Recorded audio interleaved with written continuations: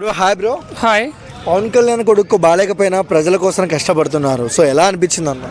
నాకు చాలా బాగా అనిపించింది. అదే ఒక ఫైర్ యాక్సిడెంట్లో వాళ్ళ చిన్న కొడుకు ఏదో అయిందని మార్క్ శంకర్కి నిన్న కూడా న్యూస్లో ఇచ్చారు.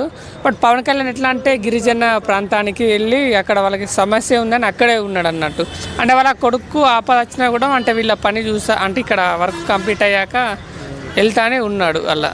అంటే అంత పెద్ద ప్రమాదం వాళ్ళ కొడుకు జరిగినా కూడా ఎక్కడ బాధపడకుండా ప్రజల కోసమే ఉండాలని ఉన్నారు కదా ప్రజల మధ్యలో. ఎలా అనిపించింది అన్న? నాకైతే ఎలా అనిపిస్తుంది అంటే ఒక మంచి గ్రేట్ లీడర్ అనిపిస్తుంది అన్నట్టు.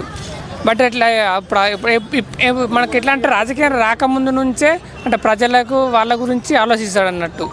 బట్ అలా ఎట్లా అంటే నాకు చాలా ఒక మంచి లీడర్గా అనిపిస్తుంది. అంటే నెక్స్ట్ కానీ అలా సీఎం అవ్వాలనిపిస్తుంది అలా, అంటే ఆ పొజిషన్కి వెళ్తాడని. సో అంటే ప్రజలు పెట్టుకున్న నమ్మకాన్ని నిలబెట్టుకుంటున్నారు కళ్యాణ్ గారు. ఆ పక్క 100% నిలబెట్టుకుంటున్నాడు.